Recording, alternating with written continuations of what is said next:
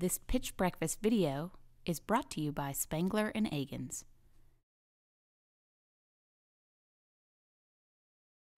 Quick show of hands. How many of you receive Twitter notifications from your phone, your mobile device?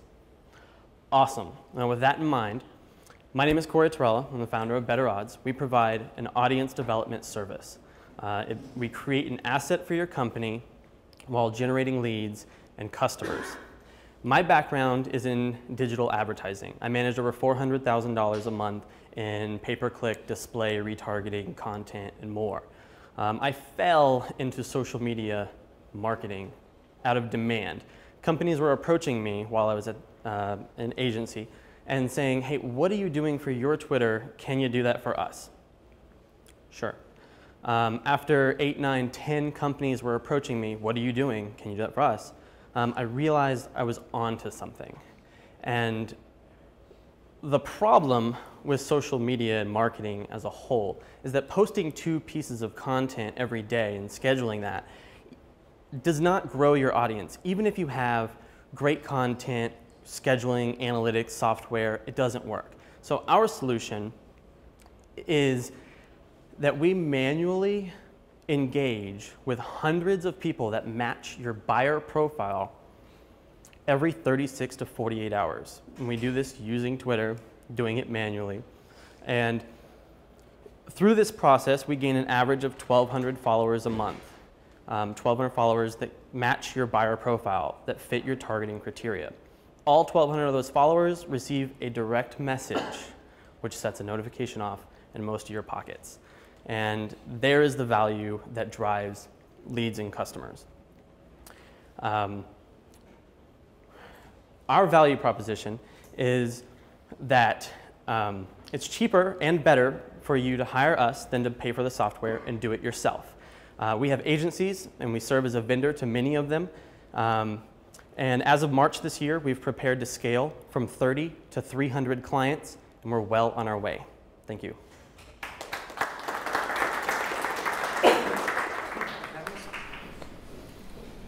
Good job getting it in before the buzzer. Right on the buzzer.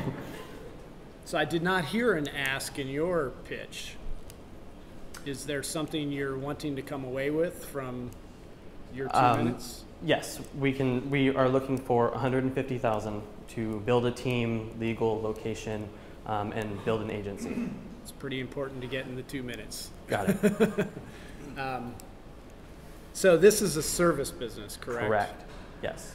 And you think $150,000 gets you to where you can service 300 clients, is that right?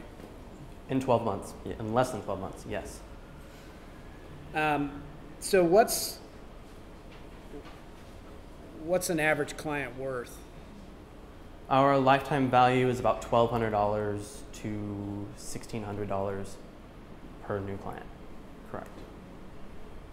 And so how is this a monthly subscription thing yes, that you we sell? charge $349 a month for the audience development service, and we do have agency and partnership and bulk discounts for companies that come at us with multiple accounts. So I guess it's a service as a service business. Correct, yes. Or a tech-enabled service business, if you Correct. will. 'Cause So how it works is we build a buyer profile with a company, and that buyer profile is based on user behavior. So who they tweet, what content, what keywords they tweet, and who they engage with. So if, for example, if my client is selling technology to retail stores, then our buyer profile is someone who engages and follows major retail publications, consulting firms, influencers in the retail space. And we find that, we know that. So then part 2 is I'm gonna go out, me and my team are gonna manually follow hundreds of people that match that buyer profile every 36 to 48 hours. We're gonna gain 1,200 to 2,000 followers that match your buyer profile, and all of them are gonna receive a direct message with your call to action or your compelling offer and get you and get them to your website, to your landing page, your white paper, get them on your email list, move them down your sales funnel for that client.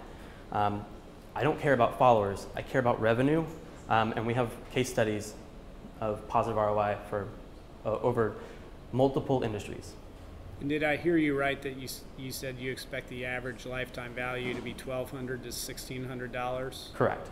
And it's $349 a month? Correct. So your average customer isn't even with you for more than 6 months? My company is only 4 to 6 months old. Okay, that's not the right answer. Okay. I've been providing this service for a year, but I just created, last year, 2014, it was a lifestyle business. Basically, it was a lifestyle company. And now we have just put in standard operating procedures, and we've got infrastructure in place so that we can scale from the 30 clients to 300, and we're doing very well. I need more salespeople. Yeah, but let's go back to that question of lifetime value. Okay. Would you expect that a customer would stay with you for, I mean, why would a customer stop using you? I when would a customer have stop? several customers who are going to be with me for life, and that's because we can paint a positive ROI, and that's the most important piece. If I have a customer and we can't paint with tracking URLs, if we can't show a positive ROI, you're not my ideal customer. I don't want to have you as a customer for life, because you're wasting your money from an advertising marketing perspective. And many customers are influencers. I have consultants who just want to build a base audience, and once they get to that 10,000 mark, they feel like they have enough audience that they don't want to continue growing.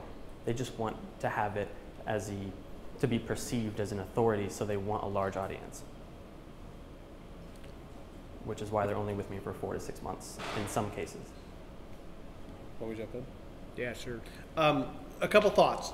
The things I really liked about your story, it was very engaging, especially in the beginning of asking a question, kind of leaving people on the, okay, where's he going to go with that?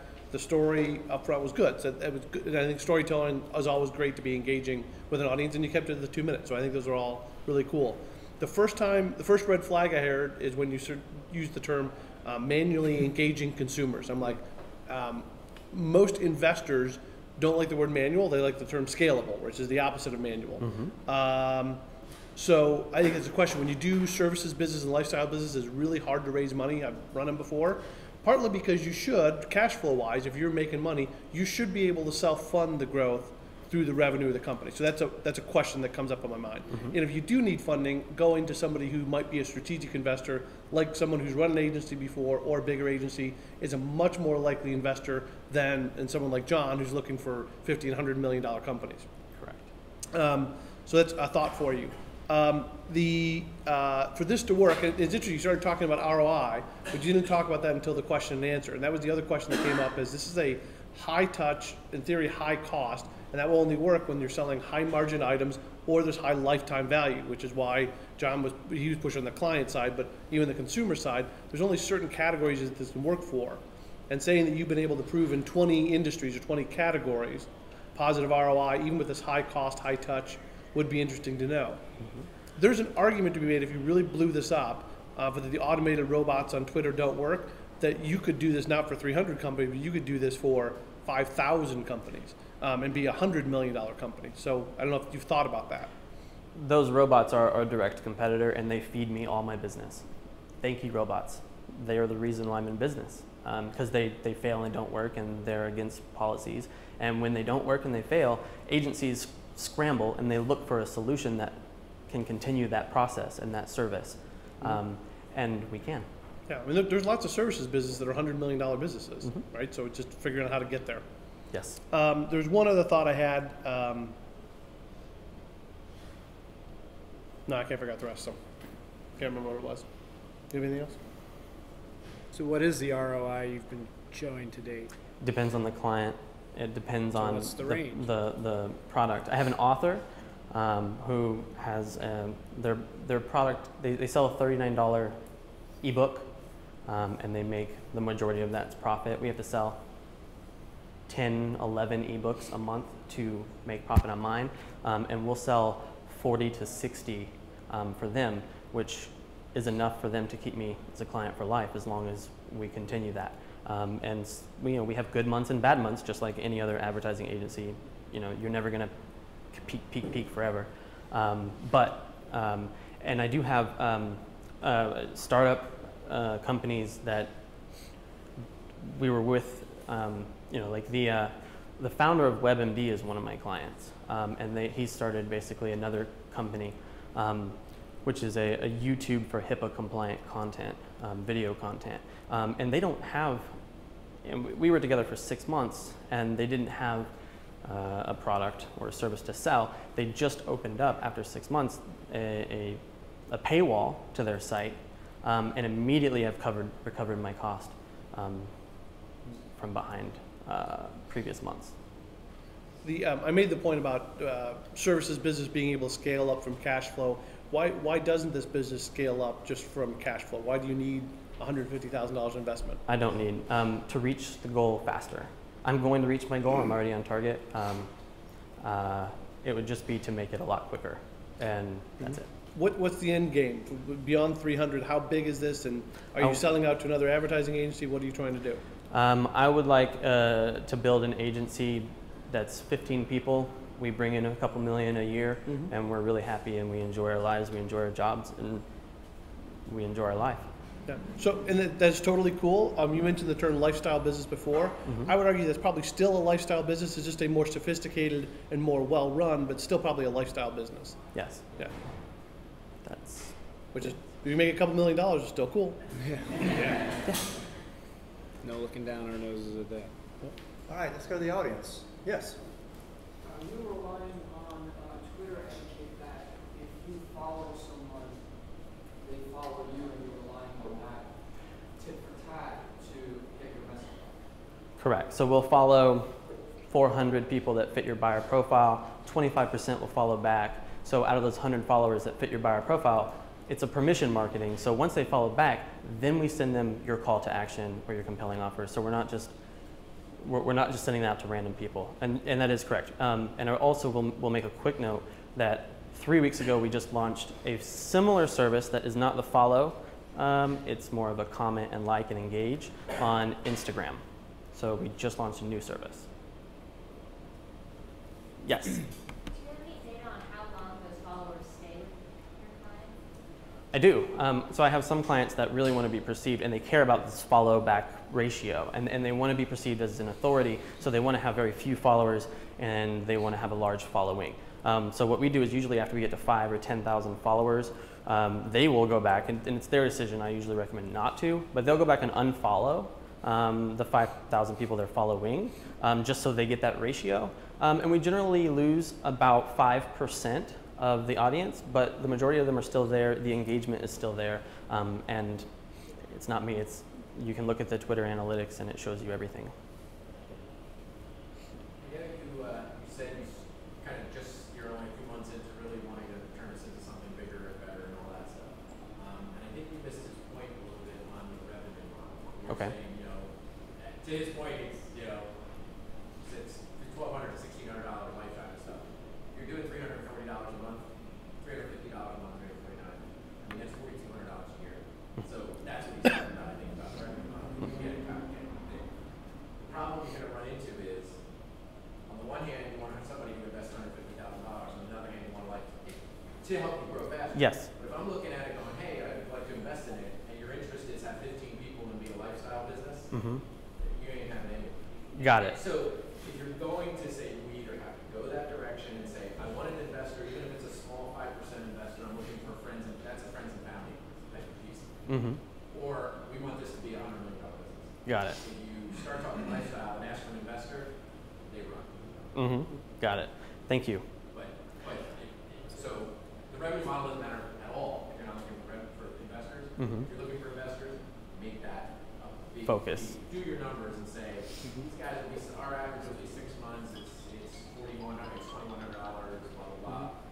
Over the next so many years, we'll do $5 million. Correct. It's kind of decide which direction. But I know you're doing this, and it's kind of, when you're new into wanting to talk in front of everybody else that's 2 minutes long. So just a feedback on that. Thank you. One last thought. If you did change your mind and decided you were trying to build a bigger business, my gut says there's a I don't want to call it sharing economy as a buzzword, but there's some opportunity here with the number of people who want to work an hour at a time and spread it out, that kind of whole flexible lifestyle. Yeah, I'm going to go do Uber for 4 hours, then go do something else.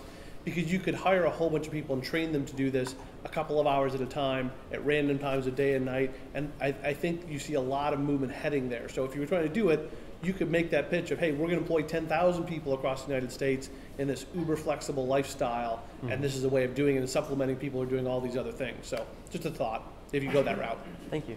Yeah. Yes, sir. Yeah, I noticed you guys use things like Topsy and DataSift, a lot of these like third-party data providers. Mhm. Well, I'm guessing pulling all the different data you have from Twitter and everything. Mhm. I've worked for media analytics companies and have known that like with the flip of a switch, Twitter can just completely destroy a business. So how much are you relying on those third parties, and how much flexibility do you have if all of a sudden Topsy or DataSift or any number of the other ones all of a sudden can't provide you with some data? That's an awesome question. That's why I use them all, and I'm constantly looking at all of them. And you are correct. And one of the reasons why this is, I'm not seeing this as a $100 million business, is because I'm reliant on Twitter. I don't want to put all my eggs in one basket. So if I get this to several million, that's amazing. That's wonderful. I'm really happy. But you're right. Twitter has shut off many of the competitors, and especially the robots that he was talking about. Twitter is actively seeking to shut them down, which is just wonderful for me. I think it's a good thing for you. You're talking Yes. about, because that's the one thing that they always go after. Investors will say what happened to them, and that's the issue you face. So you can use that as a positive, and then talk to what Dan was saying. Finding a way to automate it without automating it with that manual component would be really useful. Yeah, because you'll never be able to outsmart the humans, right? If it's the human touch, it's the high touch. Yeah. It's All right, thank you, BetterAuds. Thank you.